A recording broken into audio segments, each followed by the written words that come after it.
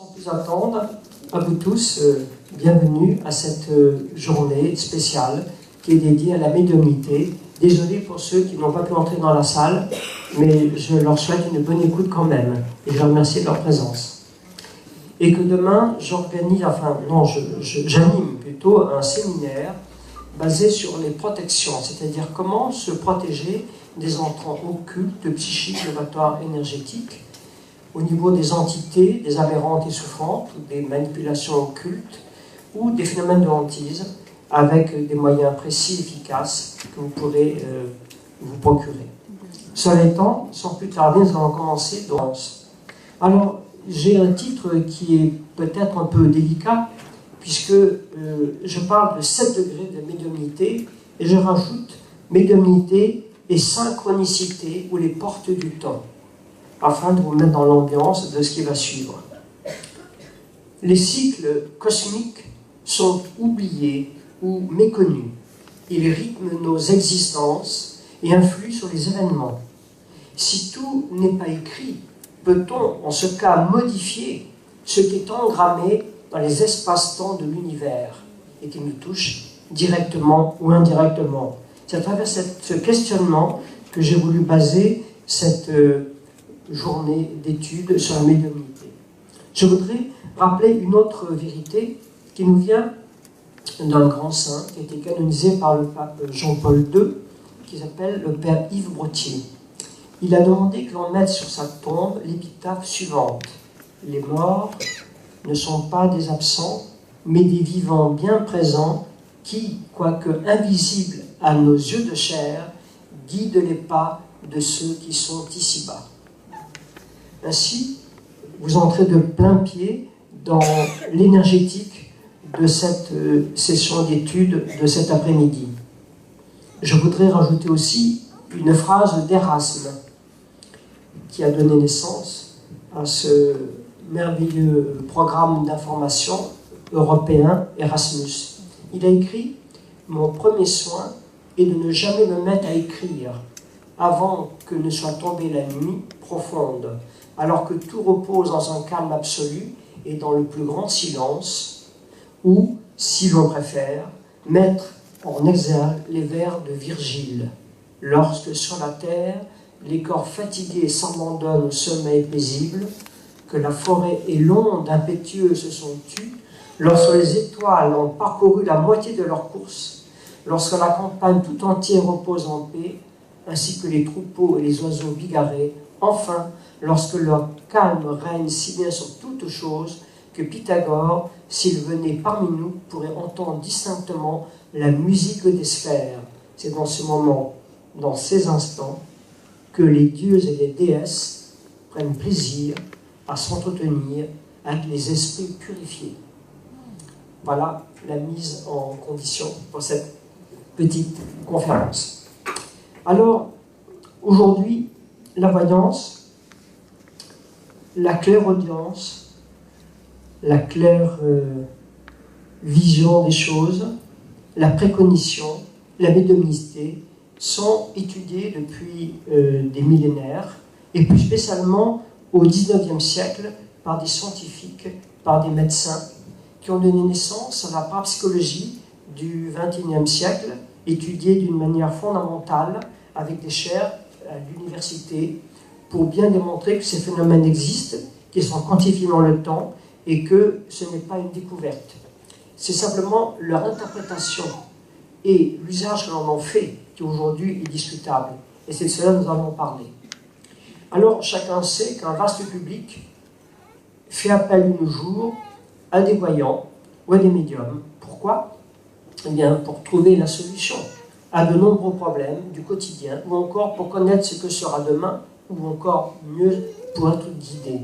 Car le grand problème de notre incarnation sur cette terre, c'est la guidance spirituelle. Pour d'une part ne pas s'égarer, commettre des erreurs préjudiciables à notre avenir ou à celui des autres, et d'autre part ne pas perdre du temps et ne pas s'égarer non plus.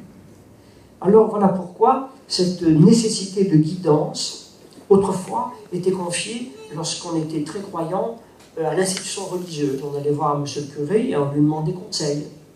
Et si M. le curé était inspiré, instruit et peut-être avec des facultés extrasensorielles, ça se passait bien. Et s'il était psychorigide, ça se passait moins bien. Et puis aujourd'hui, ça ne se passe plus du tout.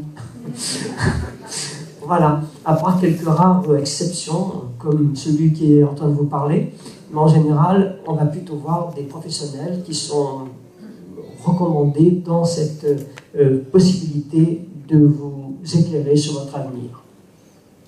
Mais il faut savoir qu'au plus haut sommet des États, on fait aussi appel à des personnes qui ont des dons. Parce que si gouverner, c'est prévoir, il faut quand même être un petit peu informé, pas seulement par les satellites et par tous les systèmes d'information, il y a d'autres informations que l'on ne connaît pas. Alors, je voudrais vous dire que dans un premier stade, il ne faut pas confondre ceux qui font profession de deviner les choses, ceux qui ont la faculté de les ressentir et ceux qui ont le don de pouvoir les exprimer dans un langage qui est particulièrement réceptif. Et pour cela, il y a des degrés. Voilà pourquoi j'ai intitulé ma conférence « Les 7 degrés de la médiumnité ». Alors, le premier stade très popularisé de la voyance s'appelle la cartomancie. Bien entendu, on dit beaucoup de mal, on dit beaucoup de choses désagréables là-dessus, mais ma grand-mère, par exemple, qui est une bonne bretonne, qui parlait le breton jusqu'à 36 ans, qui a vécu au pied des menhirs, eh bien, savait faire les cartes, et je la voyais toujours faire les cartes pour mon père, pour ma famille, et elle ne se trompait pas en plus. Et quand elle prévenait, on disait non, laisse-moi faire, et finalement, je me fais de t'écouter. Donc, il y a des personnes qui ont un don. Et pour l'exprimer, ils se servent d'un support. C'est dans ce sens qu'il faut concevoir cette pratique qui existe depuis de très nombreux siècles. Donc, une cartomancienne est une devineresse qui pronostique un avenir en fonction de l'interprétation symbolique à travers des cartes, sans qu'intervienne en aucune façon le don de voyance. Le stade supérieur de la cartomancie est la tarologie, ou l'interprétation des cartes du tarot selon d'autres critères. Il faut savoir que dans les monastères, les moines ont inventé un jeu de divination qui s'appelle les dominos. Et quand vous fréquentez, ce qui est mon cas, vu ma fonction, certaines institutions religieuses, il y a des moines qui sont instruits dans cette science et qui peuvent aller des dominos vous prédire certaines choses. C'est ce qui est arrivé à notre cher Napoléon, du temps où il s'appelait Bonaparte. Il est allé au rue de l'Estrapade à Paris, au 7 rue de l'Estrapade. Il a rencontré le grand prieur de Lagny, l'abbaye des Bénédictins, qui lui a révélé par la numérologie, par la tarologie, par la dominologie et par d'autres mancies son destin qu'il a suivi. À la fin, il a un peu dévié. Bon, ça c'est autre chose. Mais c'est pour dire que ce que je vous dis là existe et il y a des références historiques. Le tarot est en analogie avec les 22 lettres de l'alphabet hébreu et aussi avec la numérologie, ce qui lui confère une crédibilité supérieure à la simple cartomancie. En outre, il est actuellement 8 paras de la divination avec la reine des sciences hermétiques, l'astrologie, dont nous en parlerons tout à l'heure. Le deuxième stade de la divination s'apparente aux mancies. Exemple des mancies les plus courantes, l'oniromancie, ou l'interprétation des rêves. Dans la Bible, on fait appel à un prophète pour interpréter les 7 grâces grasses et les 7 grâces maigres. Et donc, vous voyez bien qu'il y a dans ce domaine, depuis des millénaires, une prédisposition à vouloir, comment dire, à travers des symboles qui ont été érigés en mancie, découvrir ce que j'appellerais les arcanes du destin. Ensuite, il y a l'arithmomancie, qui est l'interprétation de la valeur des nombres. C'est ce qu'a fait le prieur de Lagny, qui a pris le nom de famille et le prénom de Bonaparte, et qui a dit « voilà votre destin ». Il était étonné, il n'avait pas d'argent, il est revenu 3 ans après, il dit « voilà, j'étais trop pauvre pour vous payer, voici une bourse, maintenant je vous veux à mon côté ». Et donc, il a fait venir avec lui, d'abord aux Tuileries, à la Malmaison, partout. Et quand il est mort, parce qu'il était âgé, il avait 98 ans quand même, il n'a pu être guidé. Mais ce prieur de Lagny était aussi grand druide des Gaules, donc un initié.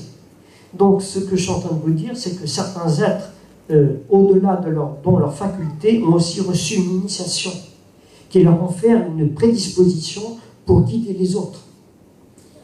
Dans les stades supérieurs de la démentie, nous trouvons la chiromancie ou l'interprétation des lignes de la main. Quand j'étais en conférence chez les Inuits au Canada, dans le Grand Nord, je me suis aperçu qu'ils ont très peu de lignes de main, pratiquement pas. Et ils ont une durée de vie qui est très courte aussi. La moyenne de vie maximum, c'est 40-45 ans. Ils ne vivent pas à 90 ans. Mais vivre dans un univers de glace, c'est pas extraordinaire non plus. Et dans la chiromancie, vous avez un docteur, le docteur Magnin, qui a découvert comment, avec les ongles, on peut déterminer la santé d'une personne et faire des pronostics. Et c'est étudié dans les facultés de médecine. La cristallomancie est aussi l'interprétation des clichés à travers une boule de cristal. Alors à cet égard, j'aimerais vous faire part d'une expérience dite métaphysique. J'ai été à Paris suivre les cours d'un physicien qui vendait un appareil aux normes françaises qui servait à photographier une partie du champ magnétique que d'aucuns appellent l'aura. Et il se basait sur la découverte d'un couple d'électriciens, les fameux Kiryan, qui en 1930 ont mis au point un appareil qui a été repris par l'Union soviétique dans les ambassades pour photographier les personnalités et faire lire cette interprétation à ceux qui pouvaient à partir de là tirer des conclusions. Alors donc, avec cet appareil, qui est assez extraordinaire, on peut remarquer les filaments d'énergie, s'il y a des trous au niveau énergétique, et on peut en même temps se rendre compte au niveau des entités qui entourent une personne, on peut se rendre compte de son degré de fonctionnement interne cellulaire. On peut aller très loin dans ce domaine. Eh bien, voilà ce que j'ai fait comme expérience.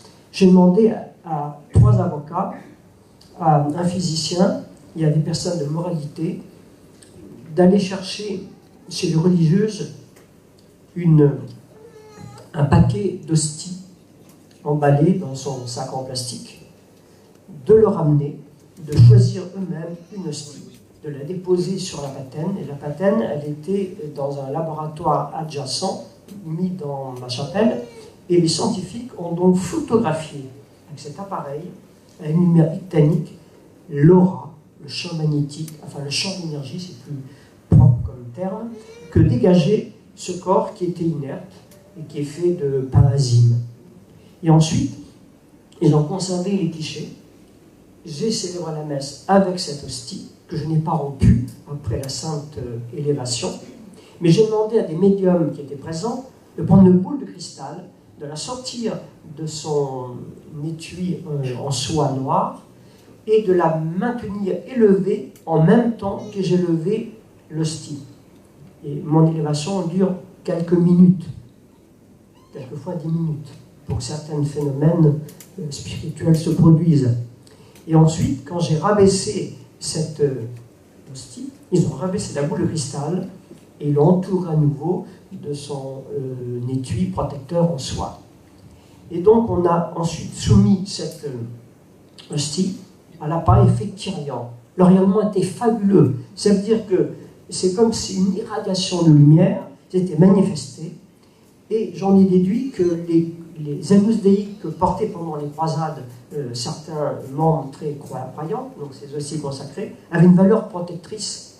Et 6 mois après, l'équipe est revenue, a repris donc l'hostie qu'ils avaient conservée, l'ont remise dans l'appareil effet Kiryan et leur rayonnement était le même. Et encore 1 an après, c'est pendant des années, cette hostie qui est un support vibratoire énergétique garde l'empreinte de l'énergie qui a été créée ou qui a été reliée. Eh bien, les médiums qui ont leur boule de cristal, quand ils ont ouvert leur étui, qu'ils ont sorti la boule, il y avait l'imprégnation comme une photo de l'hostie dans la boule de cristal. C'est une petite anecdote pour vous dire que ce que j'exprime, j'ai essayé de le vivre sur un plan, disons, de l'expérimentation avant de me permettre de vous en parler en public pour ne pas me ridiculiser. Donc, je peux affirmer avec ces preuves à l'appui, avec des témoignages, qu'on peut en effet capter cette énergie et on peut la mesurer. Et il y a donc deux moyens. Avant, c'était les boules de cristal. Aujourd'hui, c'est l'effet Kirlian. Ensuite, il y a la géomancie, ou l'interprétation du destin par le jet de cailloux ou de graines, surtout popularisée dans les pays du Maghreb. Il existe plus d'une centaine de mancies, et mon propos n'est pas de vous les citer toutes, mais de vous dire qu'il existe depuis fort longtemps. Et certaines mancies se sont institutionnalisées, et leur étude fait l'objet des honneurs de la science. C'est le cas, par exemple, de la radiesthésie. Il existe à Paris le syndicat national des radiesthésistes, SNR, en 1953, avec 7 membres fondateurs, dont un seul est survivant, il habite à Vence. Et j'ai été pendant longtemps membre de ce SNR, où j'ai assisté à des expérimentations avec des scientifiques sur les moyens de la radiesthésie d'investiguer dans l'invisible, jusque sur le plan médical. Il y a aussi la neurologie de la science des nombres, qui est très chère à Pythagore, et encore aujourd'hui est utilisée aux États-Unis d'Amérique avec la graphologie pour des choix d'entreprise. Quand on va créer une entreprise, une société multinationale, et qu'il y a une date de départ, quand on va prendre en embauche une personne, on veut son profil caractériel. Donc c'est les graphologues qui vont interpréter la page d'écriture libre. Ensuite, on demande sa date de naissance, son nom, son prénom, et avec les graphologues, avec les neurologues, ils vont donc tracer un portrait pour savoir si c'est un meneur, un suiveur, ou quelqu'un qui a besoin d'être motivé, qu'il faut encadrer, ou autre chose. Et donc, ils auront les profils des personnes qu'ils vont employer. Alors, ce n'est pas interdit par la loi aux États-Unis, c'est très courant. En France, c'est réglementé, parce que c'est pratiquement toléré jusqu'à certaines limites. Non, c'est pas tellement. Disons qu'il y a une frontière un peu floue, mais il y a des choses qu'il ne faut pas trop transgresser. Alors, il y a ensuite la caractériologie. Alors, d'autres mancies sont tombés dans les oubliettes de l'histoire, comme la divination par les taches d'encre, ce que j'ai appris quand j'étais jeune, la divination par le feu, quand j'étais dans certains collèges initiatiques, celle pratiquée par le marc de café ou le thé, quand j'ai visité la Turquie et les Moyen-Orient, souvent, ils nous offrent le thé et le café, c'est un peu, on ne peut pas refuser, et là, ils regardent et ils vous disent certaines choses. Alors, je dis, ben, comment vous faites? Montrez-moi, expliquez-moi. Et c'est comme ça que j'ai appris comment ça fonctionnait.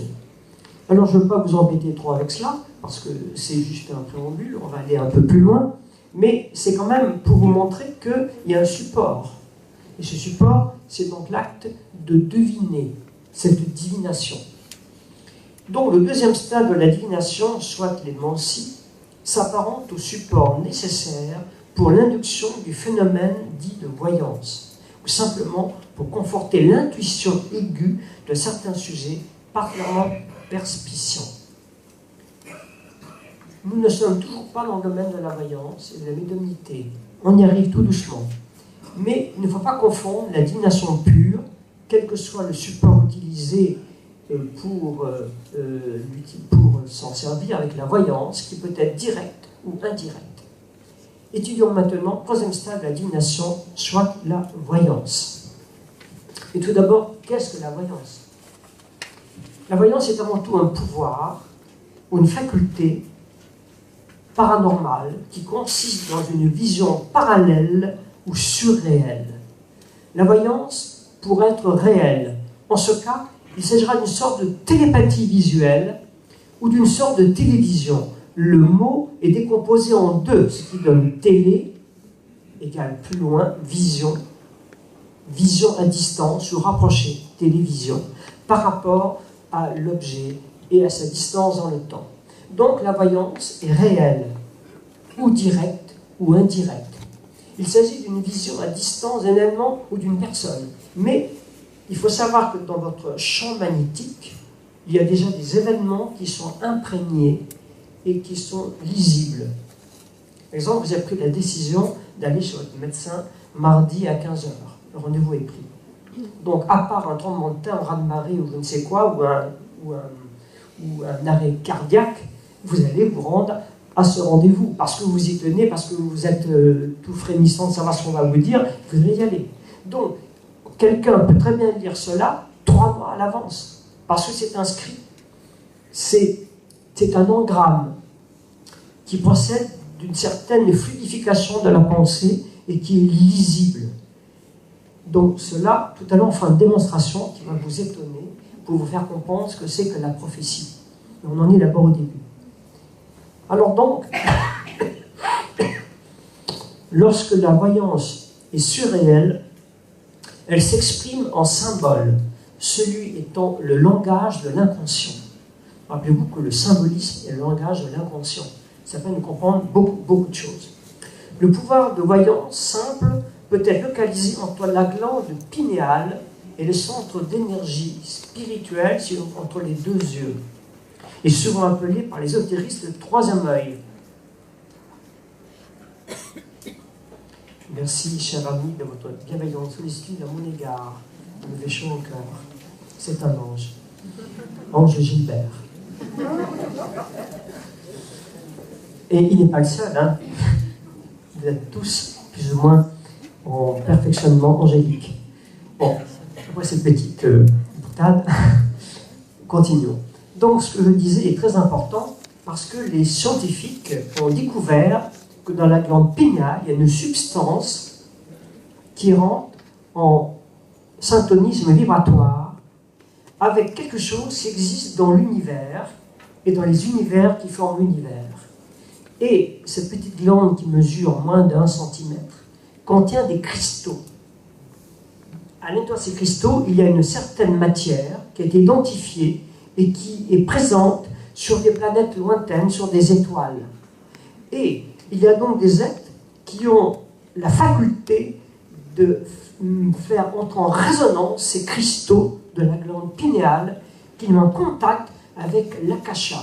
L'akasha, c'est une banque de données universelle, mémorielle, dans laquelle on peut puiser les événements du passé, du présent et du futur. Ce qu'ont fait des êtres connus comme Edgar Cayce, pour ne citer que lui, et combien d'autres encore. Donc, les médiums, à la différence des voyants et de ceux qui font acte de divination, ont dans leur glande pinéale cette réaction énergétique qui s'accomplit, mais ils ne s'en rendent pas toujours compte. Et il y a un événement déclencheur qui permet cela. On en parlera tout à l'heure. Alors donc, cette glande pinéale est très importante. Voilà pourquoi les médiums, en général, n'ont pas de bouts de ferraille qui traînent partout. Vous savez, comme les animaux avant qu'on montait à l'abattoir, il y avait des crochets ici dans le nez, je ne sais pas quoi. Alors, enfin, il y en a tellement partout. Et alors, c'est très dangereux parce que celui qui gouverne ce monde-là, quand il veut appeler ses sujets pour une action, ou qu'il souhaite l'obéissance, eh bien, il active cette énergie, et ce bout de ferraille que vous avez vous met en relation avec cette activation. Et c'est comme ça qu'il y a des passages à l'acte de personnes qui ne se rendent pas compte. Quand j'étais, par exemple, au Brésil, pays que je connais bien, enfin je ne connais pas que ce pays-là, vous en doutez, j'ai étudié pourquoi João Goulart, en 1964, est destitué par la Macumba, pour le remplacer par quelqu'un d'autre. Et donc, on m'a expliqué toutes ces arcanes. Alors, je reviens donc à la voyance, à mes indemnités, cette petite... je prends des routes détournées, je reviens sur l'autoroute de la voyance. Donc, je disais que cette glande, autour de la glande pinéale, qu'est-ce qui va se passer? Le 3e œil agit comme un écran de cinéma, qui est de la couleur noire, s'illuminera d'une lumière qui n'est pas tout à fait physique. Il s'agira d'une luminosité. Puis cet écran va s'animer d'images vivantes que le voyant, yeux fermés, ouverts, distinguera parfaitement. En effet, autour de la glande pinéale se condensera éventuellement l'éther, ou l'essence de la matière, ou quintessence, perceptible au voyant sous l'aspect des vapeurs blanchâtres au sein desquelles s'épanouiront des clichés, voire des films, comme un DVD que vous passez dans un appareil.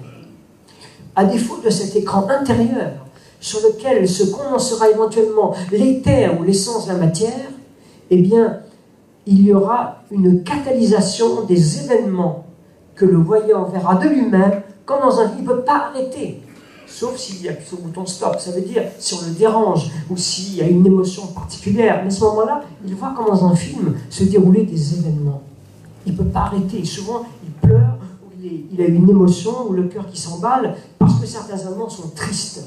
J'ai une médium qui m'a dit il y a 10 ans ce qui se passe actuellement, les effroyables choses que font certains groupes terroristes, les égorgements, les viols et tout. Eh bien, elle était comme dans une transe, Elle a vécu cela, elle nous a décrit, elle a des larmes aux yeux et avec des sanglots dans la voix. Donc elle vivait cela. Voilà ce que je veux dire. À travers cette quintessence de la matière qui passe par la perspicuence dans le pignal, la personne qui a cette faculté vit l'événement comme s'il était présent, alors qu'il va venir, et auquel on ne croit pas, bien entendu, parce que c'est rare de croire en des choses qu'on nous dit, ou alors si ça nous fait plaisir. Si ça ne fait pas plaisir, on y croit moins. Alors donc, quand ce n'est pas possible, on peut créer le phénomène par la boule de cristal. Et ces deux supports permettent de recréer le même phénomène d'induction de voyance qui doit s'exercer sur un écran intérieur, troisième œil du chakra frontal, ou extérieur comme le cristal ou le miroir. Aussi, on peut voir dans des miroirs. C'est des choses que j'ai appris quand j'étais jeune, quand j'étais en Grèce notamment. Alors, je continue. La voyance existe à l'état de veille, en état second, comme par exemple après une transe, et aussi dans le sommeil profond, voire dans la catalepsie. En ce dernier cas, il ne s'agira plus de voyance au sens étymologique du terme, mais de vision. L'être humain voyant à travers son double auquel il s'est identifié. Donc le voyant, ou la voyante, surtout la voyante, est celui ou celle qui utilise un don. Il me faut vous préciser que les pouvoirs paranormaux, jadis plus répandus, se sont de nos jours estompés suite à une évolution régressive de l'élargissement des zones dormantes du cerveau et de l'engourdissement de certaines glandes endocrines qui conditionnent leurs facultés à cause des perturbateurs endocriniens de l'alimentation que nous connaissons, sur lesquels je ne ferai pas de détails. Ceci m'oblige à vous entretenir brièvement des chakras. Un chakra est un centre psychonerveux qui rive l'âme au corps, et plus spécialement au double éthérique, c'est-à-dire à l'armature du corps préexistant dans l'essence de la matière. Le terme chakra, qui en sanskrit veut dire roue, a été occidentalisé par le mot plexus, qui veut aussi dire centre nerveux, nœud ou croisement nerveux. Les chakras sont donc des organes surréels, reliés au plexus d'une manière ordinaire indécelable, et ceux-ci sont des organes. Donc les plexus, organes réels, sont prolongés par des organes surréels qui, eux, captent l'énergie subtile de la quintessence ou de l'akasha, qu'on peut interroger et dans laquelle on peut capter les informations qui nous intéressent et dont vous êtes le porteur. C'est la raison pour laquelle on peut, en voyant une personne, à travers elle, ressentir des choses, comme le faisait le saint Padre Pio de Pietrelcina, qui avait 42 siddhis, c'est-à-dire des pouvoirs. Dans les études faites chez les sadhus de l'Inde, en général, il dépasse rarement 12 siddhis, sauf Satya Sai Baba de Puttaparthi, cet avatar qui est décédé il y a 2 ans, que j'ai rencontré de manière extraordinaire. Eh bien, donc, les siddhis dont je vous parle, ce sont des facultés dites paranormales ou des pouvoirs. Eh bien, le saint Padre Pio était capable de voir en vous regardant votre destin comme écrit, tapé à l'ordinateur, mot à mot. Mais il y a, au-delà de cet être exceptionnel, parmi nous, des personnes qui ont cette faculté. Nous avons parlé tout à l'heure. Alors, je continue sur les chakras. Pour vous dire que les physiciens russes, grâce à cet appareil fait Kirlian, sont en mesure maintenant de photographier donc l'existence de ces centres d'énergie surréels qui sont autour du corps physique et qui, eux, captent ce que vous allez interpréter à travers les mots voyance, médiumnité. Et ils se sont aperçus que les médiums ont donc les chakras qui sont plus éloignés du corps que ceux qui n'ont pas ces facultés. Ça veut dire que leur corps éthérique est beaucoup plus grand. Leur corps fluidique aussi. Je vous prends un cas, les magnétiseurs, les guérisseurs. Il y en a un parmi nous qui est ici présent. Eh bien, en général, pour être en bonne santé, Il faut que votre corps éthérique, que votre réservoir d'énergie vibratoire, ce réservoir-là, il faut qu'il soit entre 80 cm et 1 mètre. Quand vous êtes à 60 cm, vous pouvez tomber malade. À 40, vous êtes malade. À 20, vous êtes très malade. En dessous, aux portes de la mort. Donc, les personnes qui sont dotées de ce champ magnétique à travers le corps éthérique, quand il est dense, bien fluidifié, non seulement ça leur sert de bouclier protecteur contre les risques d'accident, de tout ce que vous voulez, même de rhume, pourquoi pas, mais en même temps, ça leur sert pour capter l'invisible. Et donc, c'est la raison pour laquelle il faut être en bonne santé pour exercer la voyance et médiumnité. Pas seulement en contact avec des failles, avec des miasmes, avec des entités, avec des esprits. Et c'est la raison pour laquelle je me suis longuement arrêté sur ce point précis des chakras. À savoir que c'est pas parce qu'on a l'intention de faire du bien et qu'on est malade qu'on peut soigner les autres. Il faut d'abord se soigner soi-même et arriver à un degré, je dirais, de spiritualité où là, on peut ne pas être un danger pour soi et pour les autres. Pareil pour la médiumnité. Alors, vous allez apprendre des choses alors qui vont vous surprendre et peut-être ne pas vous plaire. Donc c'est pour ça que je vais aller tout doucement dans la médiumnité. Bien souvent, il se passe lors d'une consultation avec une personne qui pratique cet art de la divination, la chose suivante, c'est que le champ magnétique de celui qui va exercer cet art va s'imprégner du champ magnétique du consultant. Et à partir de là, une interprétation directe se fait avant que vous ouvriez la bouche. Taisez-vous, je sais ce que vous avez. Et vous êtes là, scotché sur votre siège. Pareil pour certains médiums, guérisseurs, qui sont sur leur... Ils disent, non, taisez-vous, je sais ce que vous avez, et vous scribouillent sur une feuille de papier les plantes aussi vont prendre comme remède.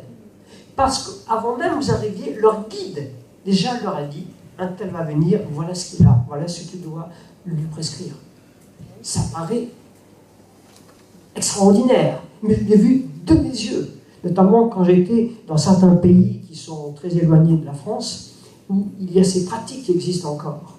Alors, comme il y a un revers à chaque médaille, le voyant ou le médium a aussi son revers. En captant l'aura, le champ magnétique, le psychique de ses consultants, la voyante ou la médium va capter aussi les poisons subtils qui sont sécrétés par des êtres perturbés et s'en trouvera souvent incommodé.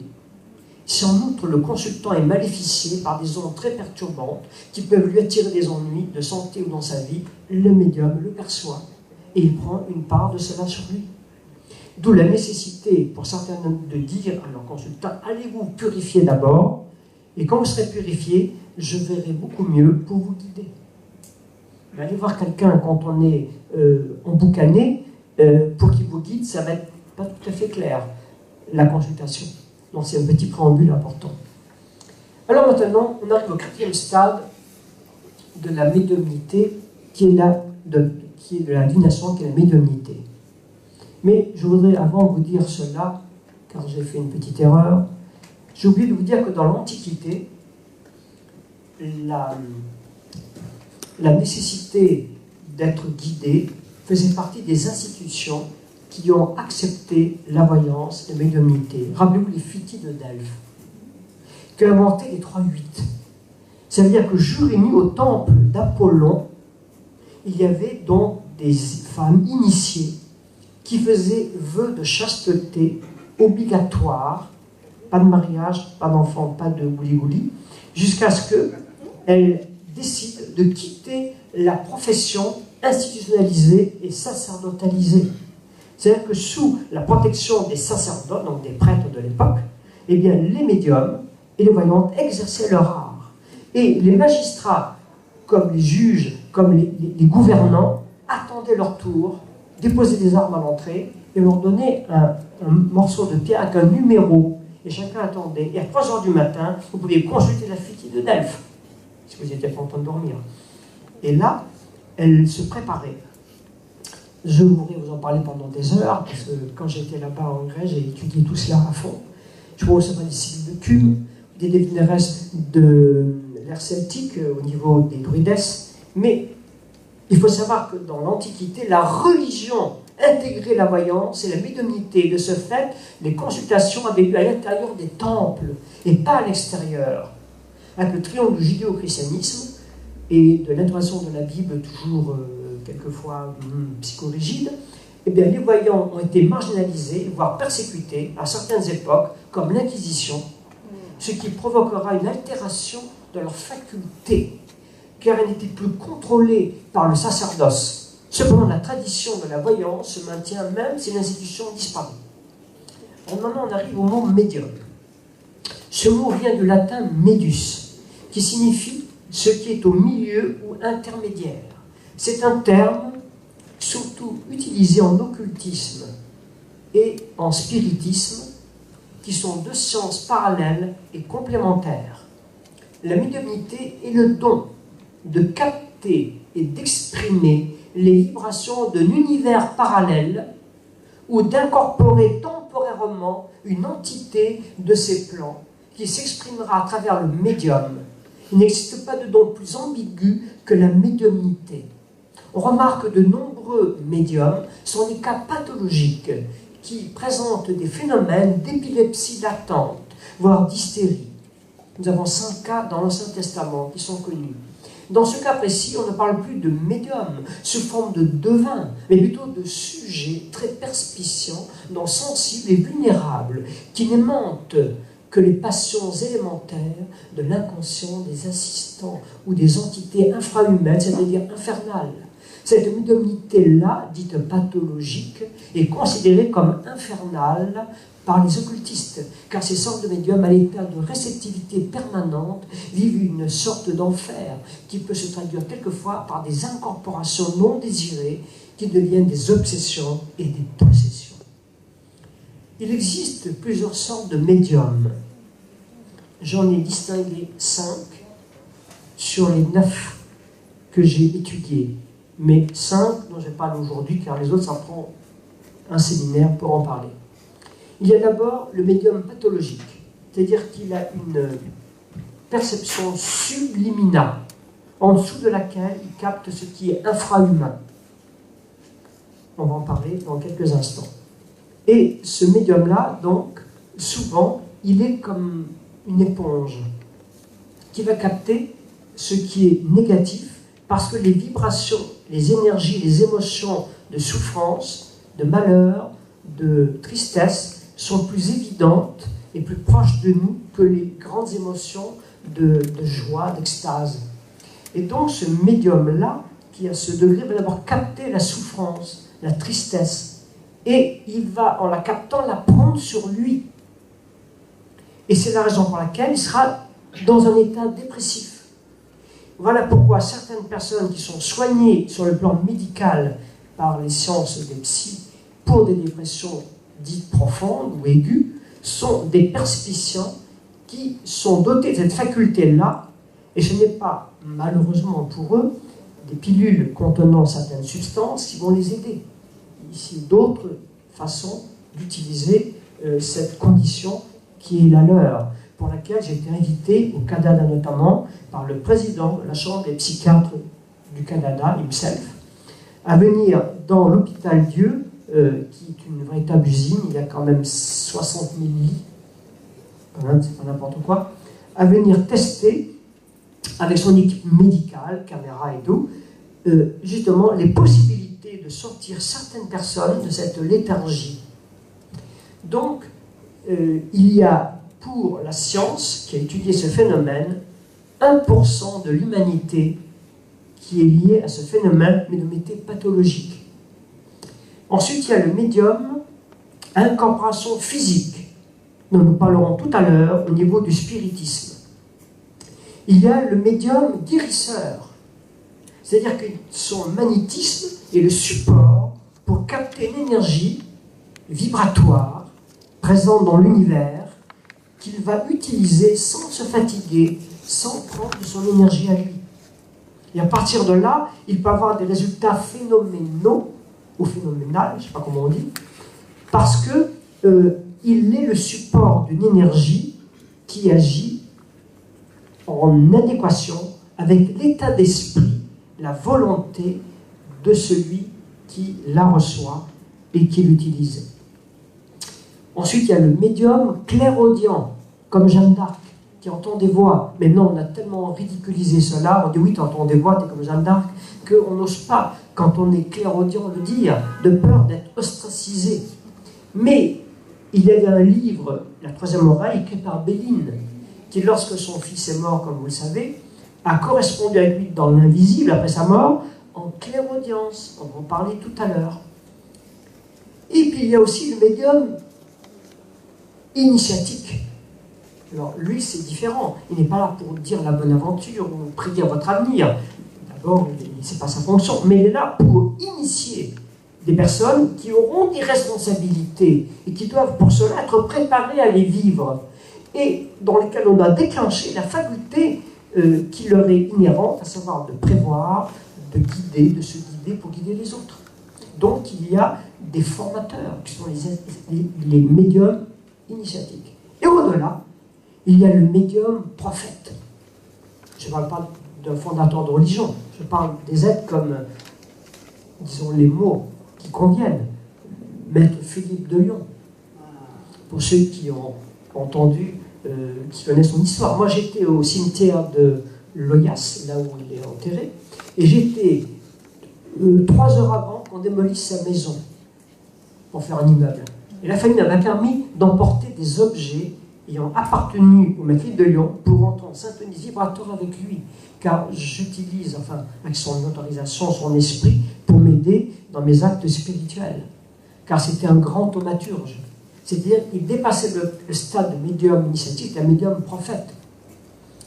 Alors donc, le médium est donc, a priori, une femme en général, ou un homme, doté de médiumnité, et qui sert d'intermédiaire entre le conscient et l'inconscient, le monde visible et le monde invisible, le monde des vivants et le monde des défunts. Notre univers est un univers parallèle. Par exemple, un voyant, s'il n'est pas médium, ne peut pas communiquer avec les âmes désincarnées des disparus. C'est le spiritisme, scientifiquement étudié au siècle dernier, qui popularisa la notion de médiumnité. Et cela grâce aux fantastiques possibilités de médium, effets physiques, exemple Katie King, observé par le savant William Crookes. Eusapia Palladino, qui pendant 25 ans lui a subi à l'étroite surveillance de savants comme le professeur Cesaro Lombroso ou le docteur Chen Notzing, qui est un éminent psychiatre. Tout c'est consigné dans des rapports que j'ai lus, et j'étais à Londres, à l'Institut Métapsychique International, où tout cela est consigné. Et aussi en Pologne, en Allemagne, en Russie, des centres qui ont consigné cela. Lorsque j'étais plus jeune, j'allais à des congrès de parapsychologie dans les pays de l'Est, on dit de psychotronique là-bas, avant la chute du rideau de fer. Et donc j'étais dans un village en Pologne où 90% des enfants sont médiums.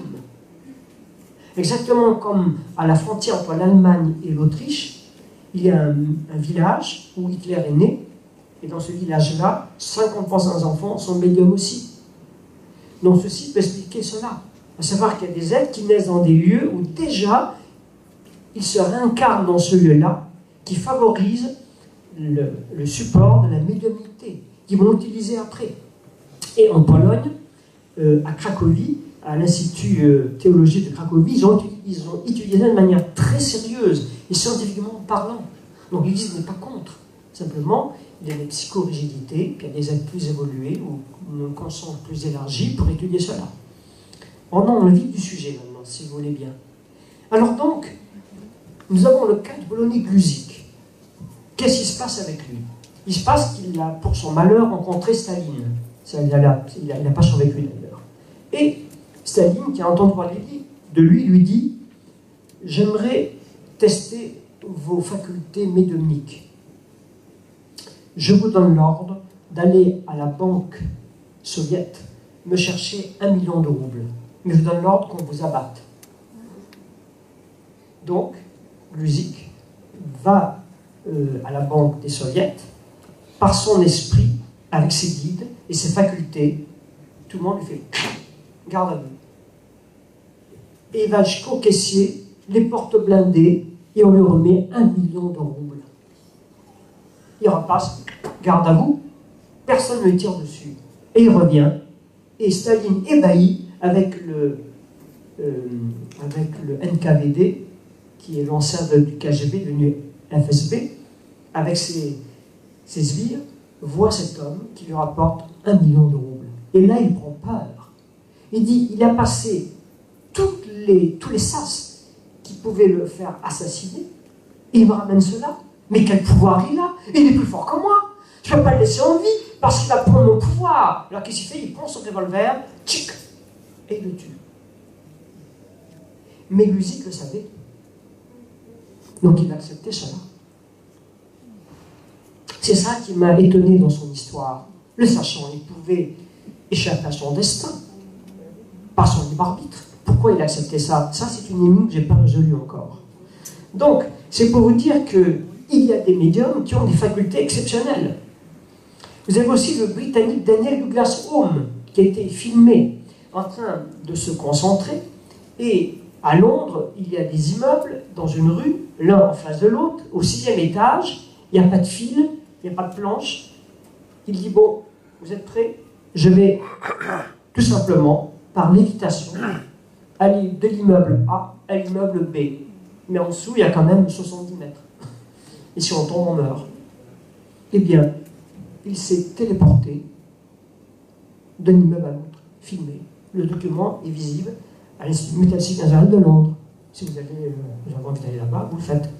Donc, Daniel Douglas Home n'est pas un religieux, c'est pas un ecclésiastique. Il n'est pas dans un monastère en train de prier de matin au soir. Mais il est né médium. On est médium. On est EST ce que l'on est, NAIT, et on est NAIT ce que l'on est EST. On n'a jamais transformé une de chevaux en Ferrari Testarossa, ça saurait. Donc pour être initié, il faut être initiable. Pour être médium, il faut avoir au départ quelques facultés pour pouvoir les développer. Sinon, ça va être dur. Hein. Alors donc, ces deux médiums dont je viens de vous parler, le polonais Guzik et le Britannique Daniel Douglas Home, sont restés les deux plus célèbres médiums du 19e siècle. Ces deux médiums étaient des catalyseurs de forces complexes, comme par exemple la lévitation, dont Home était favorisé, comme Joseph Cupertino. Saint Joseph de Cupertino a eu la grâce d'avoir 36 pages dans Science et Vie. Pourquoi? Eh bien parce que c'est un saint lévite, pas de la tribu des Lévis, mais qui fait de la lévitation, d'où le nom de saint lévite. Alors, exemple que je vous donne, toujours sur la médiumnité. L'ambassadeur d'Espagne, avec sa cour, 200 personnes, désire voir, rencontrer et discuter avec Saint Joseph de Cupertino. Le supérieur du couvent lui dit, on va voir ce qu'on peut faire. Vous savez, il est un peu bizarre, hein.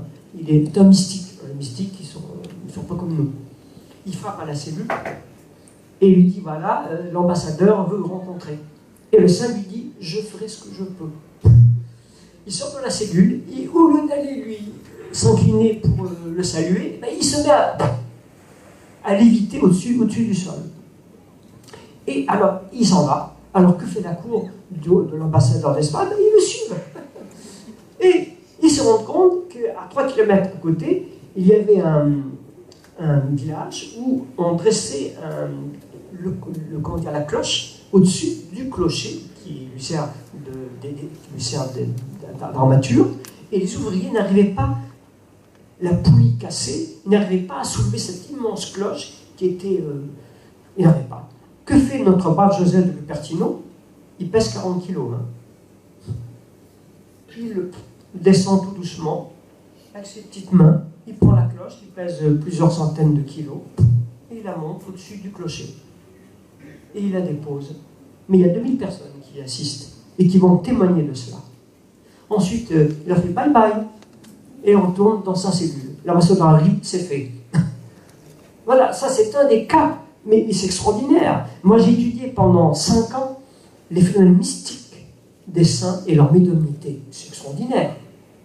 Alors c'est des ouvrages conséquents. Hein. Il y a une collection qui s'appelle les Bolondines, c'est 7000 livres. Ça prend du temps. Hein. Vous voyez, le soir, hein, c'est de quoi faire pour dormir. Donc, c'est pour vous dire que la médiumnité n'est pas uniquement ce que vous en percevez dans les médias ou par les contacts avec des personnes qui ont cette faculté. Il y a donc tout un apanage de facultés que le médium peut produire, dont celle que je viens de vous exprimer. Alors, certains médiums ont un pouvoir magnétique puissant. Vous entrez avec vos idées, vous sortez avec leurs idées. Exemple historique celui-là. Dans 2000 ans d'histoire de Patrick Gélinet sur France Inter, à 13h30, l'émission a été supprimée. Eh bien, vous avez dans les archives cette pépite. C'est Adolf Hitler qui vient à Paris et il y a un communiste israélite qui est chargé de l'assassiner parce qu'il a appris que pour les déportations. Donc, il est là, la rage au ventre, il dit je veux et il a 2 armes pour ça. La première chargée pour l'assassiner, et la seconde pour se trucider lui pour ne pas finir mal. Donc, il accepte la mission qu'on lui confie. Et Hitler, avec sa voiture blindée, au pied de la Tour Eiffel, il est accompagné des hauts gradés de la Wehrmacht et puis des officiels français qui font les courbettes. Et puis là, il arrive au premier étage, et là, le communiste juif rencontre Hitler. Il a toujours la rage au ventre. On continue. Il monte au 2e étage. Et au 3e étage, il n'y a que lui à qui on a confié la mission de l'accompagner. Et à un moment donné, Hitler a les mains derrière le dos, il regarde la scène. Ça dure 3 minutes. Eh bien, il dit, cet homme, qu'il n'a pas pu sortir l'arme, qu'une force, une puissance magnétique lui a interdit de sortir l'arme et de le diriger vers le dictateur. Il n'a pas pu le faire. Il a même dit qu'il a un sentiment d'empathie, d'amour pour lui, alors qu'il était chargé de le trucider. Et que lorsqu'il a garé sa voiture, enfin pas lui, le chauffeur, en bas, déjà, une onde est venue vers lui qui lui a dit de ne pas faire ce geste. Et ensuite, dans l'ascenseur, quand il est monté, il a eu comme de l'admiration pour lui. Et arrivé au 3e étage, impossible. Il est passé en cour martiale. Sa peine de mort a été commuée en détention. Il a été gracié par De Gaulle après, général De Gaulle, pardon.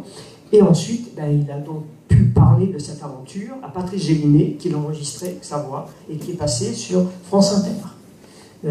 Donc c'est pour vous dire que certains médiums ont pu envoûter leur entourage. Hitler a envoûté l'Allemagne. À Dachau, 1 million d'Allemands sont morts avant les Juifs, c'est-à-dire les prêtres, les pasteurs, les journalistes, les intellectuels qui s'opposaient à cette dictature. Et quand tous ceux qui pouvaient parler étaient trucidés, les autres, ils n'ont rien pu faire. Et c'est comme ça qu'il y a des êtres qui ont un pouvoir magnétique sur leur assistance et sur un rayon d'action qui peut être très grand. Alors, je vous donne un cas qui est négatif. Je vous donne un cas qui est positif maintenant. Notre Seigneur Jésus-Christ était en Galilée et qu'il est entouré de milliers de gens. Il dit, qui m'a touché? Les apôtres lui disent, Rabbi, écoute, on est des centaines autour de toi, tout le monde te touche. Non, non, j'ai senti qu'une force est partie de moi. Et c'est là qu'une femme atteinte d'hémorroïdes se découvre et dit, oui, c'est moi, j'ai pensé qu'en touchant le bas de ton manteau, je serais guéri. Va en paix, femme, ta foi t'a sauvée. Donc il a senti qu'une énergie est sortie de lui. Eh bien, sans me prendre pour le Christ, rassurez-vous, je n'ai pas cette folie-là. J'étais en France et il fut un temps, j'allais pendant 15 ans, 15 jours par mois au Canada, aux États-Unis, pour des conférences, pour des séminaires, pour former le clergé, bon, peu importe. Et là-bas, je m'occupais de personnes qui étaient malades, qui avaient des difficultés, certains en fin de vie. Et on m'envoie sur le répondeur enregistreur, comme quoi Madame X avait un cancer, devait être opérée, mais que les médecins donnaient très peu de chances de survie. Et le mari et les enfants me demandaient de prier pour que si elle meurt, elle ne souffre pas. Ils disaient, pour eux, elle a été perdue. Bon, qu'est-ce que je fais? Moi, je me mets en prière, j'allume 1 ou 3 veilleuses, de l'encens, musique religieuse, et je dis, si le dessein de cette personne est de partir, eh bien que ses guides, son ange gardien, viennent la chercher en paix, sans souffrance. Et ma prière, c'est la prière du cœur.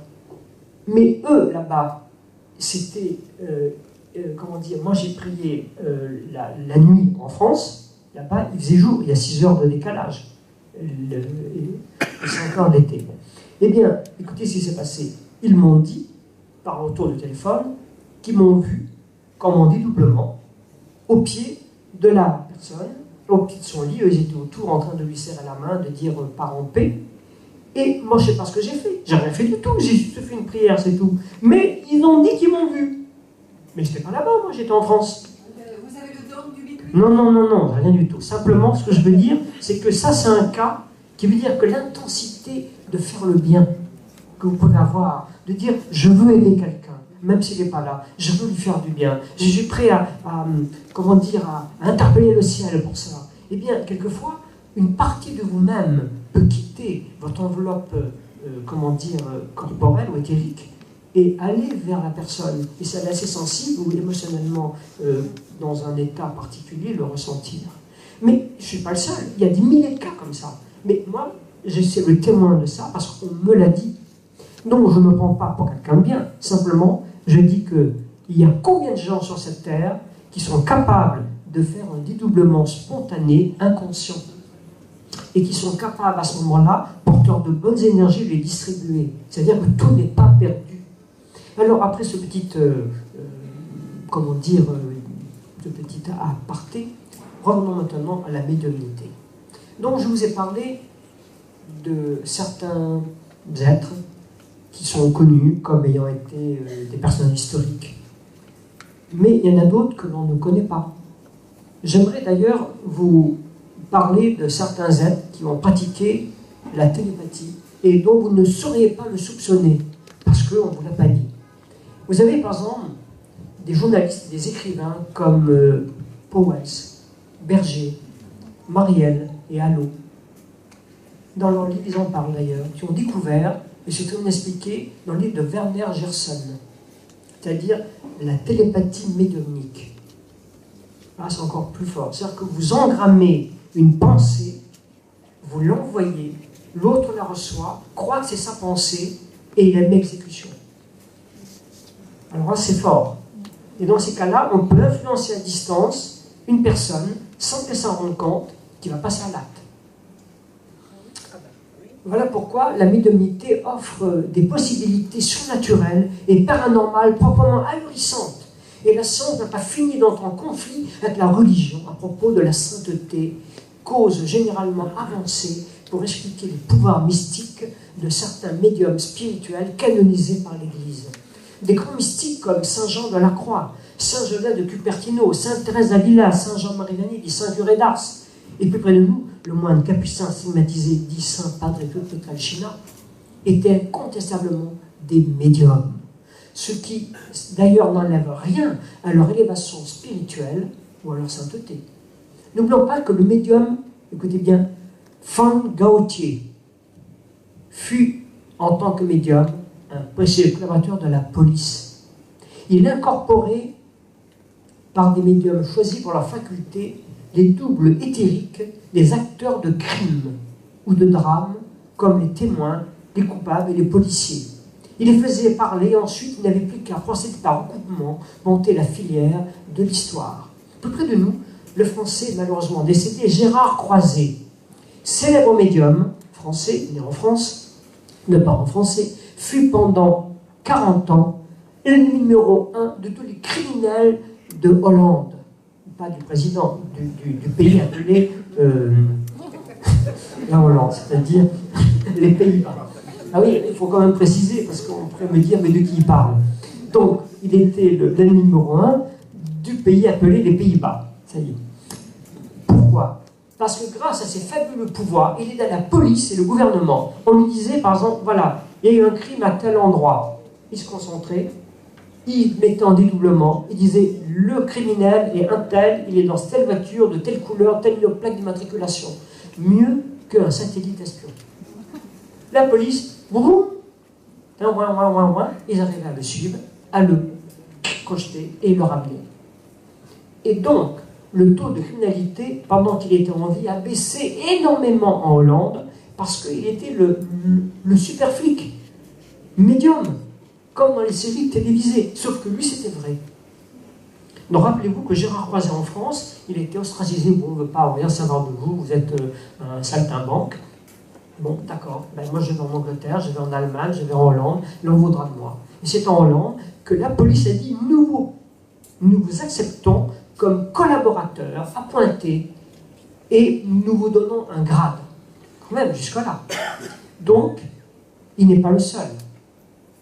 Au Japon, il y a une émission de télévision, dont j'ai oublié le nom parce que je ne connais pas trop le japonais, où un médium dirige la police à l'endroit exact où se trouvaient 2 enfants portés disparus depuis plus d'1 semaine.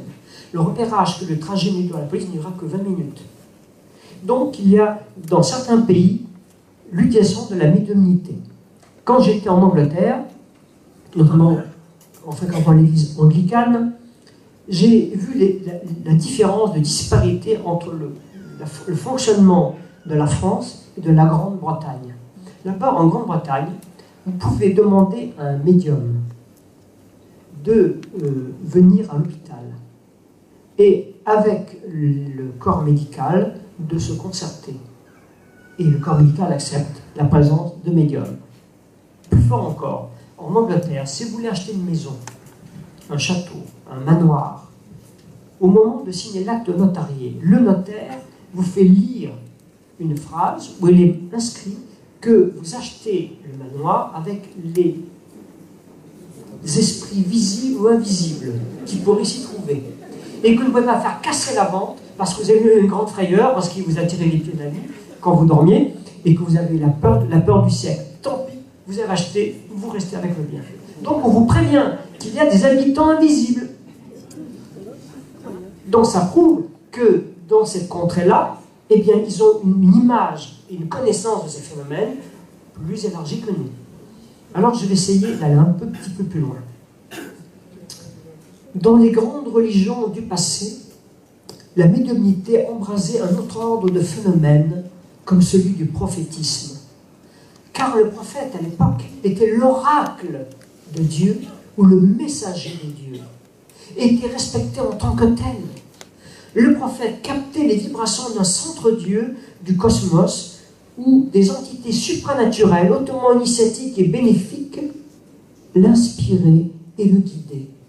Puis la religion en tirait l'oracle qui était destiné au peuple. Pour les parapsychologues, la médiumnité correspond à un état de passivité intérieure, à une suspension de l'activité mentale. Le médium endormi ou non endormi ressent les vibrations proches ou lointaines des doubles, des ombres ou des centres divins ou infernaux, et quelquefois s'y abandonne à ses risques et périls. Mais il existe un stade supérieur, c'est la clairaudience ou science céleste. Pour être clairaudient, il faut être un médium à un degré très spiritualisé, parce que vous allez par l'oreille interne entendre une voix. Et cette voix va vous délivrer un oracle. Et je reprends la phrase de la Bible, entendre c'est obéir. Donc, vous êtes responsable du message qu'on va vous donner, de sa transmission, de sa réalisation. La clairaudience est un pouvoir paranormal qui permet de capter un langage exprimé en ultrasons. Exemple concret dans le monde animal, la chauve-souris, qui est sourde comme un pot, est pourtant clairaudiente. En effet, elle perçoit par tout le corps, surtout par les poils, comme les chats, et une ouïe spéciale. Les ultrasons, ce qui lui permet d'agir infailliblement, de se diriger sans se tromper. Sur le plan humain, l'exemple le plus connu reste Sainte Jeanne d'Arc, une des plus grandes clairaudientes de l'histoire. Elle entendait ses voix qui la dirigeaient, la guidaient vers un destin hors du commun, qu'elle suivit avec une farouche détermination, bravant tous les obstacles jusqu'au bûcher. D'où entendre, c'est obéir. Elle a entendu les voix, elle a obéi, elle a été jusqu'à la mort. Nous avons aussi, comme autre exemple, le philosophe de l'Antiquité Socrate. L'énigme conte de Saint-Germain percevait lui aussi les ondes sonores en provenance de son double en contact avec l'akasha, la quintessence ou de ce que Socrate appelait son daimon, mot grec signifiant Dieu, guide ou génie. Socrate avait un génie familier On peut traduire cela par esprit très élevé, servant de guide et d'initiateur, et agissant comme une divinité tutélaire. Donc Socrate avait ce génie qui lui a permis d'écrire ce que vous savez, ce que vous avez pu lire. Il disait, ce n'est pas moi, je ne suis que le récepteur de ce qui m'est donné de vous transmettre. Il avait au moins l'humilité de le reconnaître. Socrate connaissait la nature de son génie familier, de son guide intérieur. C'est pourquoi il obéissait toujours, même lorsque son génie familier lui conseilla d'accepter le jugement inique qui est de condamner à mort, à boire la fameuse ciguë empoisonnée, vous le savez. Donc, ce génie ou ange gardien ou esprit guide, dont la voix intérieure s'exprimait en ultrasons, correspond, d'après les occultistes, au double éthérique dans lequel se meuvent des énergies et des entités. Ça veut dire que si vous avez un double éthérique qui est plein de fuites, de failles et de trous, eh bien, vous ne pouvez pas percevoir. Si vous réparez votre corps éthérique par la respiration, la saine alimentation, l'exercice physique, la prière, et à un moment donné, votre corps éthérique va vibrer naturellement au-delà des 60 cm, alors il est le réceptacle des ondes, des fluides et des paroles de ces entités supérieures qui peuvent communiquer avec vous. D'où la nécessité d'être en bonne santé pour être guidé. On n'en sort pas de là, c'est important aussi. Alors, Socrate était quand même, avec Pythagore, un des initiés de cette époque. Et c'est à cause de cela qu'il nous a dit qu'en élargissant les zones endormies du cerveau, l'évolution régressive a rompu des connexions neuroniques, celles-ci étant liées à des glandes endocrines, lesquelles n'accomplissent plus leur cycle de croissance complet. Nous avons des glandes qui s'atrophient, qui ne sont pas totalement développées, et ça ne permet pas la résonance vibratoire de la glande pinéale qui développe la médiumnité interne pour être guidée. Socrate, comme les Égyptiens, les Grecs de cette époque, percevaient la vie fascinante de leur double éthérique, lequel est en contact avec des mondes parallèles. Et les sociétés secrètes à mystère allaient disparaître pour être remplacées par des religions autoritaires qui jetteraient un voile, celui du dogme, sur le trésor de la connaissance, par référence à une théologie intellectuelle basée sur le culte populaire. Sans la collaboration du double, porte du surréel, toute démarche vers la connaissance serait vaine. Restait la solution de l'intelligence, c'est-à-dire de la philosophie qui, elle, concernait le monde divin par l'analyse et la déduction, sans rien imposer en respectant la liberté. En principe, nous savons que certaines formes très élaborées de yoga, comme le Raja Yoga, peuvent permettre de réaliser une certaine forme de clairaudience chez un non-pratiquant, qui pourra dès lors percevoir la voix intérieure de son maître ou de son ange gardien ou des guides qui l'entourent, ou de son double éthérique en contact des univers parallèles pour en tirer des connaissances qu'il n'a pas acquises de lui-même.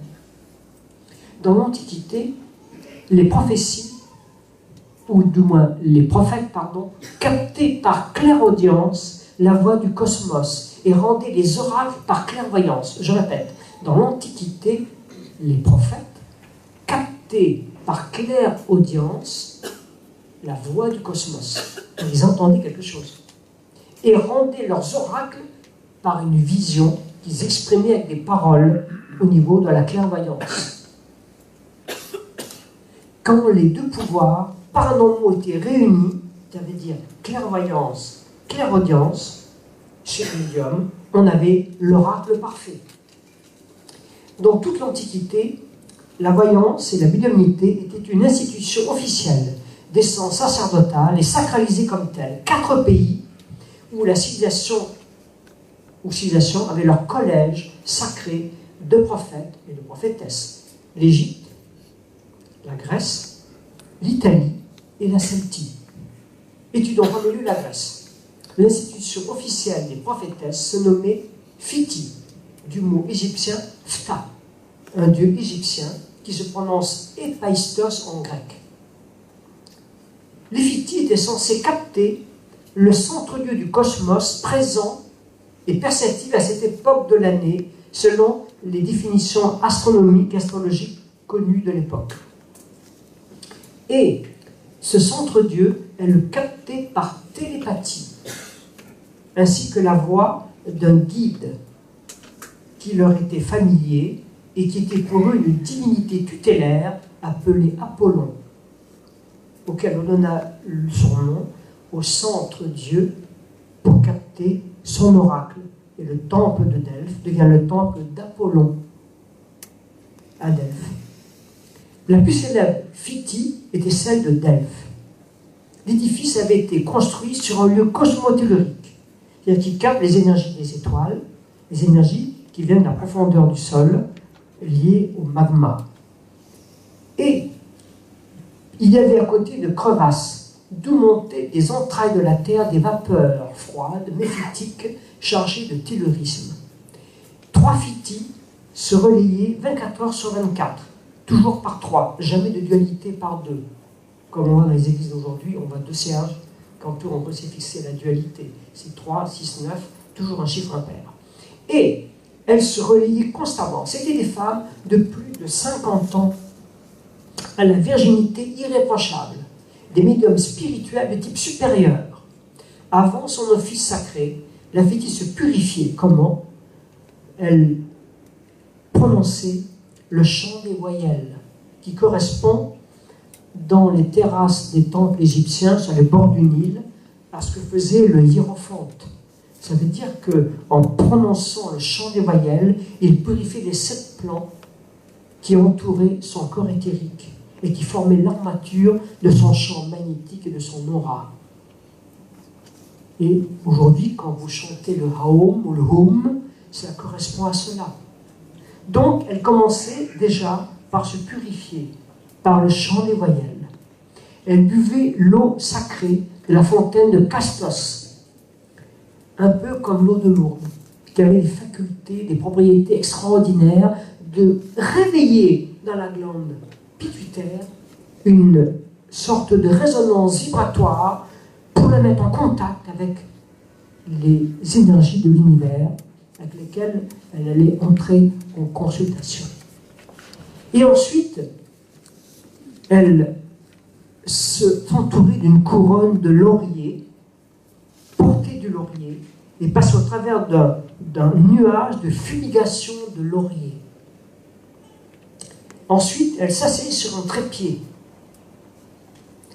qui favorisait la captation de l'énergie cosmotellurique, et lequel trépied était disposé au-dessus de la source, dont les émanations méphitiques leur permettaient l'excipience de leurs facultés. Et les Phti commençaient leur entrée en transe contrôlée par un mouvement de balancement. Et ensuite, elles s'arrêtaient d'un geste net, et là, les yeux comme révulsés, elles n'étaient plus là. Ça veut dire que leur corps servait temporairement à une entité qui, à travers elle, allait exprimer une réalité sous forme de vérité, à travers un oracle. Alors, leur identification à leur double éthérique les met en contact immédiat avec les univers parallèles et les mondes d'incarnation supérieure et divin. Leur corps frémissait, leur regard étincelait, leurs cheveux crépitaient, car ils irradiaient le tellurisme, qui est une sorte d'énergie provenant des plans inférieurs liés au magma des volcans. Et à un moment précis, le silence tombait sur la foule muette de terreur et de respect. Alors la Phti prophétisait l'oracle de Dieu, et tout le monde écoutait. Les Phti étaient reconnaissables en vêture blanche, comme l'aube des servants de messe, qui étaient en lin. avait les cheveux dénoués, symbole de liberté, avec un diadème or, symbole de la royauté divine, et une cape d'azur surmontée d'étoiles. Et comme par hasard, on revoit la très sainte Vierge Marie avec un diadème, avec 12 étoiles et un manteau qui est une cape bleue. Vous remarquerez, comme les vestales dans les temples sacrés de l'Égypte antique et pentecôte d'aujourd'hui. Qui osait frapper une Phitie était passible immédiatement de la peine de mort. Donc on ne pouvait ni la toucher, ni la violer, ni la frapper. Peine de mort. C'est fini. Donc on ne les touchait pas, on ne les frôlait même pas. Car elles étaient les oracles de Dieu. Ça veut dire que l'expression divine passait par elles. Donc c'était quelque chose, même les tyrans, même les dictateurs n'osaient pas les toucher. Leur fonction et leur personne étaient sacrées, sacralisantes. Les magistrats ou hommes politiques de l'époque, comme les dictateurs, recherchaient l'oracle d'Apollon au temple de Delphes, où les fictifs ne faisaient pas de différence entre le peuple et les grands personnages. Chacun attendait son tour. Puis, comme toute chose a une fin, comme ma conférence, malheureusement, selon la loi des cycles, l'institution des fictifs entra en décadence. Et on surprit même ces vertueuses femmes médiums en tricherie, aidées en cela par un clergé de circonstances qui se conduisaient beaucoup plus comme des impresarios que comme des initiés. Puis, la voix des mystères d'Éleusis se tut pour toujours dans la mystique Grèce, pour laisser la place à un christolénisme favorable à la gnose, mais détrôné par un judéo-christianisme conquérant. Alors les temples devinrent des ruines pour les usines à touristes qui dès lors les visitèrent comme des musées endormis. Puis il y eut l'institution officielle des prophétesses méditerranéennes qui existèrent surtout en Italie jusqu'au déclin de Rome, qui a été envahie par Alaric en 476, chute de l'Empire romain d'Occident, l'Empire romain d'Orient, 1453, le 29 avril, à Constantinople. Donc, ces prophétesses méditerranéennes avaient un nom, les Sibylles. Le terme vient de deux mots, l'un égyptien si, S-I, qui veut dire livre, l'autre du grec bil, béiel, déformation de belle, divinité solaire chez les Celtes, en analogie avec Apollon, et de grec des oracles. Donc les Sibylles étaient les héritières des deux traditions celtiques et grecques qui avaient institutionnalisé la fonction sacrée de prophétesse. Quand je vous dis héritière, il me faut préciser de la décadence de ces deux traditions qui étaient sur leur déclin. Les Sibylles tenaient leur don de prophétie de Apollon lui-même, qui l'avait transmis à Hiérophile. C'est le nom de la première des Sibylles, qui est morte à 112 ans. Hiérophile, on tenait bien ce nom, première des Sibylles. Et ça veut dire, traduit en français, aimé de Dieu. Pourquoi pas? Le grand poète historien Virgile rendit hommage à la Sibylle de Cume, la plus remarquée de son temps. Écoutez bien. Au commencement de la création de Rome, une Sibylle avait remis à Tarquin, roi étrusque de la Rome primitive, le livre des destinées de la cité romaine. Il se composait de 9 volumes, soit des rouleaux de parchemin. La Sibylle en exigea 3000 philippes d'or. Tarquin, radin, hésita. La prêtresse brûla 3 des volumes, réclamant la même somme pour ce qui restait. Le roi Radinus hésita toujours. Et 3 autres volumes furent détruits par la Sibylle. Surpris par cette obstination, Tarquin prit les 3 derniers volumes et paya. Ce livre, considéré comme la Bible de Rome, fut placé au Capitole et gardé par des prêtres spéciaux, une garde prétorienne. Ceux-ci n'avaient le droit d'en tirer des oracles que sur ordre du Sénat de Rome, dans des circonstances graves. Néanmoins, sous la dictature de féroce Sylla, il brûla, je parle des 3 derniers rouleaux, dans l'incendie du Capitole. On essaya de le reconstituer à l'aide de prophéties prises dans d'autres livres sibyllins, d'où le nom qui est resté, et on le remania une dernière fois sous le règne de César Auguste. L'édition finale fut enfermée en 2 coffrets dorés, placés sous la statue d'Apollon Palatin, le symbole de la voix cosmique ou de l'oracle de Dieu. Puis au 5e siècle, les Vandales la détruisirent volontairement pour assurer la chute de l'Empire romain. Et de ce fait, la destruction de cette fameuse Bible de Rome coïncide avec la fin de l'Empire romain d'Occident, et dans les 3 rouleaux, il y avait la date 476, fin de l'Empire romain d'Occident. Hasard ou prophétisme, à vous de juger. Les Sibylles d'Italie, comme les Phitis de Delphes, comme les druidesses de la Celtie, étaient des vierges consacrées. Elles étaient donc des vestales sacrées, ce que fait la très sainte Vierge Marie. Histoire que très peu de personnes connaissent et que l'Église n'ébruite pas trop. Elle est même muette à ce sujet. Mais comme on n'a pas le temps, désolé, il est 4 heures, vous voyez la période de questions. Mais en 2 mots, quand elle est née, c'est comme la fille du grand prêtre d'Israël, pas rien quand même, hein. Eh bien, son père a convoqué le banc et l'arrière-banc des 12 tribus d'Israël. Il a demandé qu'on bénisse sa fille chérie. Et ensuite, à l'âge de 4 ans, il a confié au temple de Hélios hors les murs, au grand prêtre Zadok. Comme pour lui, il y a le conseil constitutionnel pour les vieux présidents de la République, pour lui servir à quelque chose, eh bien, il y a la même chose là-bas. Les vieux grands prêtres, vieux de l'âge, par âge, pas vieux dans leur cerveau, mais vieux par l'âge, eh bien, on leur dit maintenant, laisse la place aux jeunes, et on leur concède un lieu qui s'appelle le temple de Héliopolis, temple du soleil.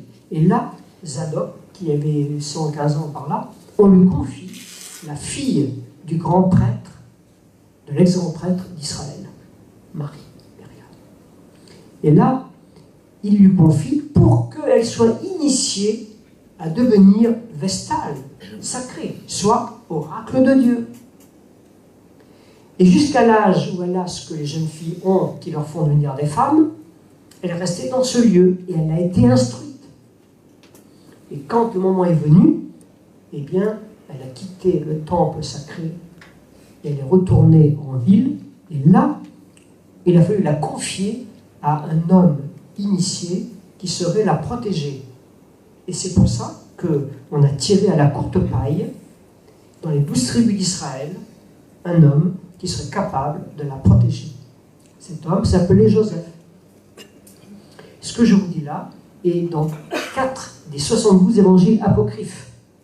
Et dans la révélation des rouleaux de la mer morte de Nag Hammadi, découverts en 1947, au désert de la Haute-Égypte, et qui ont été étudiés par ceux qu'on appelle les spécialistes de la Bible, qui sont à l'école biblique de Jérusalem, fondée par le père Léo Lagrange. Et un des 7 pères de cette institution, donc, est venu en France, dans une obédience ésotérique, où il fallait copter pour y entrer, où j'ai été admis, et c'est comme ça qu'en 1977, j'ai appris cela. Il a dit, voilà la révélation des rouleaux de la mort qui confirme les évangiles apocryphes, et qui parle de Marie, vestale du temple d'Hélios sur les murs, qui a été confiée à Joseph, qui avait à l'époque 88 ans, et qui était veuf pour la seconde fois. Et en tant que veuf, il avait des enfants de sa précédente union, qui étaient en bas âge, d'où l'appellation les frères et les sœurs de Jésus, qu'on a traduit par cousins en déformation. Donc, on a confié Marie, la mère de Jésus, à un homme qui avait déjà des enfants. Et pour éviter le scandale, on l'a mariée en disant, tu n'y touches pas. Elle est sacrée, c'est une vestale. Sinon, peine de mort. Et voilà pourquoi, quand il descend de la montagne, on lui dit, Marie, la Vierge que ton fille, elle est enceinte. Oh, je vais me faire lapider, je vais mourir. Donc qu'est-ce qu'il fait? Il dit, je vais la répudier, en disant, c'est pas moi, j'étais pas là, c'est quelqu'un d'autre. Et l'ange lui dit, non, non, on sait que c'est pas toi. Mais l'ange lui dit, fais ceci. Quoi? Convoque les matrones. Il y en a 12, une par tribu. Chacune des matrones va vérifier l'hymen de la Vierge Marie et verra qu'il n'a pas été perforé. Par conséquent, ton honneur sera sauf et tu peux redescendre. C'est ce qu'il fait. Quand les matrones ont vérifié et ont rendu leur verdict, alors la tête haute, il redescend et la Vierge Marie n'est pas suspectée non plus. Mais tout ça, l'Église ne vous le dit pas. D'ailleurs, ce que je vous dis là, elle ne vous en parle pas non plus. Hein. D'ailleurs, ce que je dis là, c'est pas très religieux. Hein. Il faut le reconnaître. Voilà. Donc, j'arrive maintenant vers la conclusion finale de cette mini-conférence, hein, parce que je peux parler pendant des heures. Hein. Une fois que je suis branché, il faut appuyer sur le bouton stop pour me débrancher. Donc, ça peut durer jusqu'à 3 h du matin. Hein. J'ai encore du temps. Alors, voilà. Oui, oui, mais il y a pas mal de questions. Voilà. Alors, ce que je voulais vous dire qui est important, c'est que, en ce qui me concerne personnellement, étant un homme d'église, qui n'est pas psychorigide, on peut vous en rendre compte,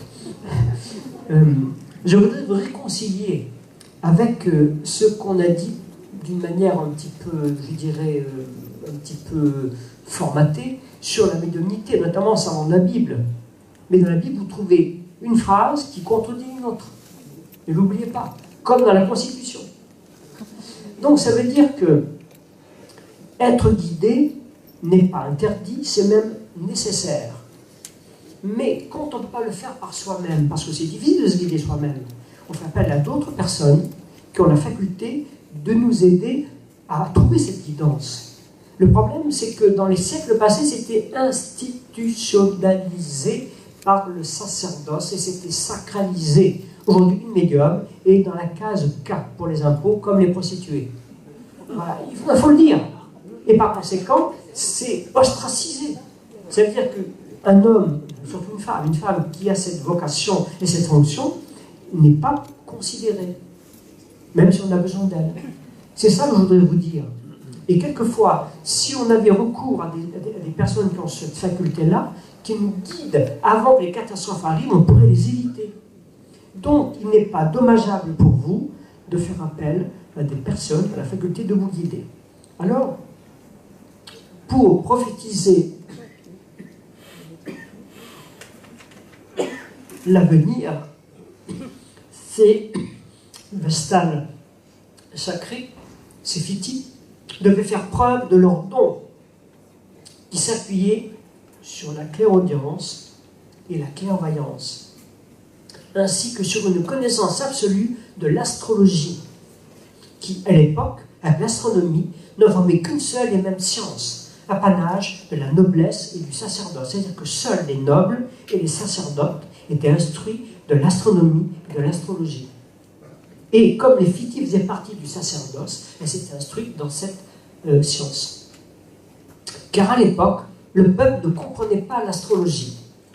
Elle devait, ces prophétesses, servir d'intermédiaire entre les âmes désincarnées et les vivants, préparer les baumes guérisseurs. Ces femmes avaient des dons réels. En outre, c'étaient des magiciennes, car l'âme féminine, où la femme était plus réceptive, plus intuitive, donc plus perméable aux choses de l'invisible, leur permettait d'avoir accès à des connaissances que je vais vous exprimer d'une manière scientifique. En 1900, 3 savants allemands découvrent le fonctionnement de la cellule mère au niveau de la biologie et s'aperçoivent sidérés que le cycle vibratoire de la cellule chez une femme est de 60 à 80 cycles secondes, chez l'homme de 20 à 40 cycles. Alors, ils ont déduit que cette perspicience, cette clairaudience, cette clairvoyance, cette médiumnité, cette intuition, pour faire court, provenait de ce différentiel vibratoire qui fait que la plupart des femmes, pour ne pas dire toutes, mais la plupart, quelques-unes en tout cas, ont cette faculté de vibrer à 60 comme pulsations secondes.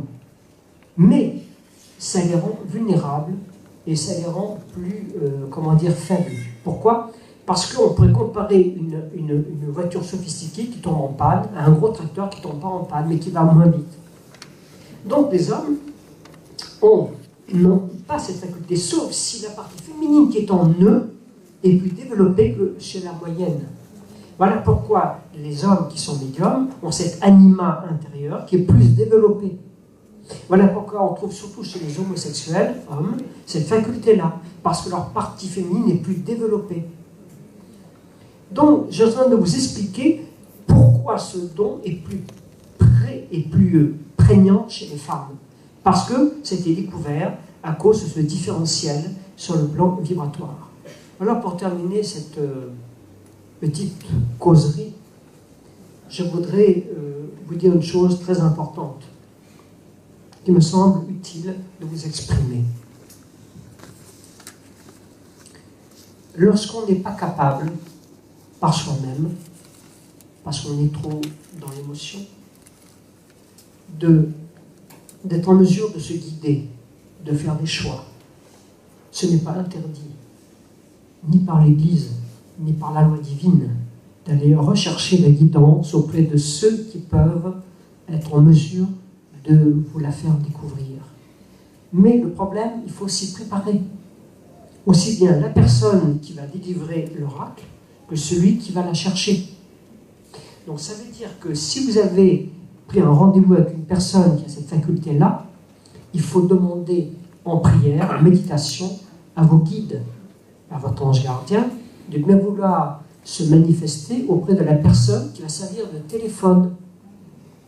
C'est comme ça que je peux, d'une manière un peu humoristique, vous faire comprendre la médiumnité. C'est comme une ligne téléphonique entre le vous, qui est incarné, et ce qui n'est pas incarné dans la matière. Il faut savoir qu'un défunt qui est libéré du plan astral, qui a rejoint la patrie des esprits, a la faculté, par la permission divine, de pouvoir exprimer une certaine sapience.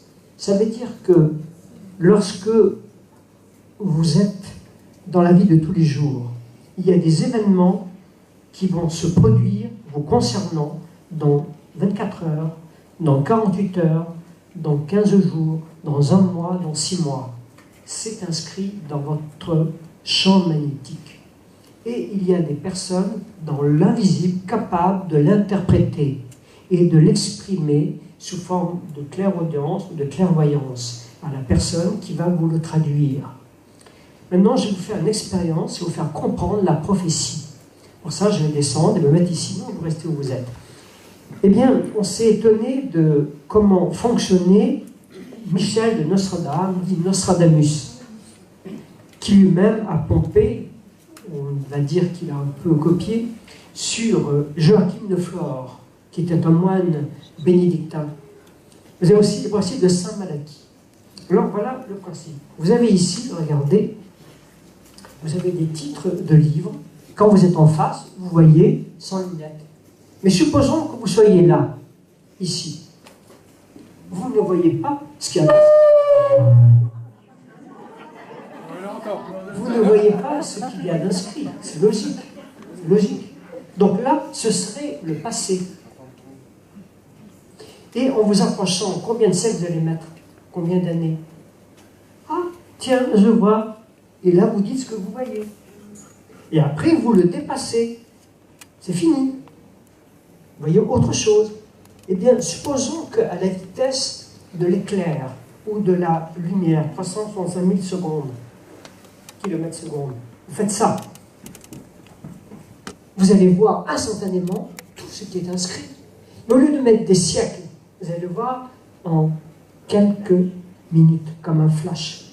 Eh bien, c'est cela qui explique la prophétie. À un moment donné, vous avez une femme que très peu de gens connaissent, Marie-Julie Jaini. Qui a entendu parler d'elle?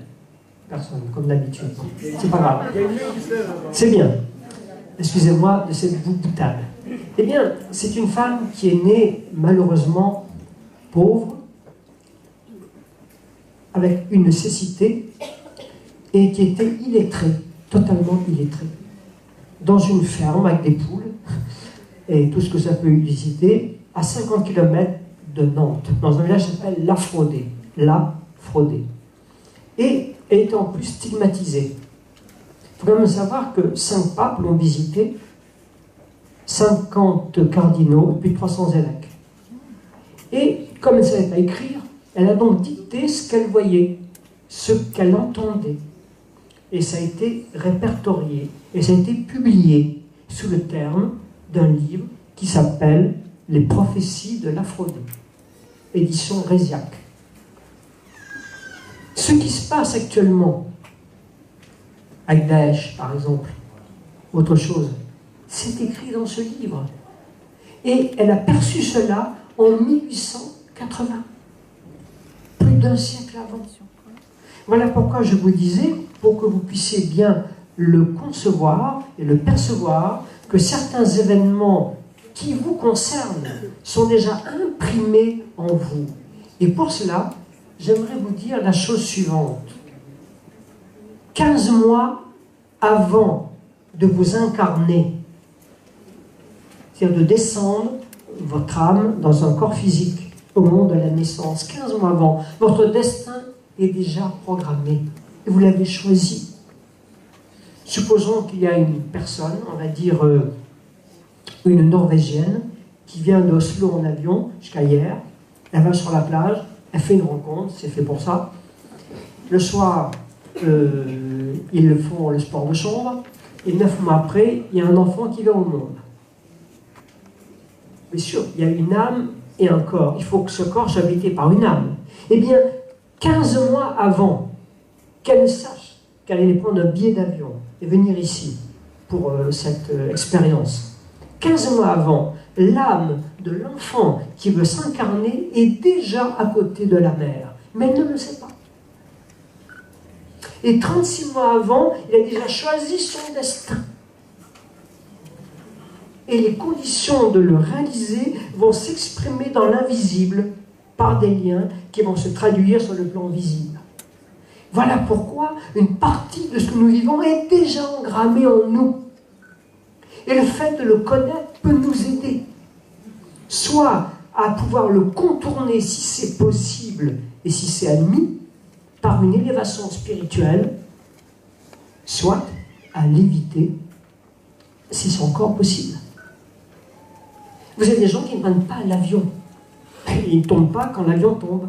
Rappelez-vous qu'il y a eu des athlètes français qui sont morts lors d'un tournage dans un hélicoptère en Argentine. Eh bien, certains de ces personnalités ont dit non, je ne monte pas dans l'hélicoptère. Nada, je ne monte pas, rien à faire. Alors, on a dit c'est un caprice ou de là. Mais elles ont eu raison, elles ne sont pas mortes. Conclusion, il y a des êtres qui suivent leur intuition, des êtres qui ont une guidance et qui passent au travers. Voilà pourquoi c'est important d'être guidé. Et c'est cela la finalité de ma conclusion, qui peut vous paraître un peu longue, c'est que, en ce qui me concerne personnellement, je peux vous dire que je suis confronté à cela. Les détresses humaines, les problèmes liés à toutes sortes d'expériences. Comment je peux guider les autres si je ne suis pas guidé moi-même? N'est-ce pas? Comment les parents guident leurs enfants? Comment un chef d'entreprise va pouvoir gérer son entreprise s'il n'est pas guidé? Dans la vie, on a besoin de guidance. L'Éternel fit dire à Isaïe: mon peuple se perd, faute de connaissance. Retenez bien cette phrase. Donc, pour terminer, rappelez-vous cette phrase que j'ai inventée quand j'avais 16 ans. On est NAIT ce que l'on est EST. On est EST ce que l'on est NAIT. Merci de votre attention.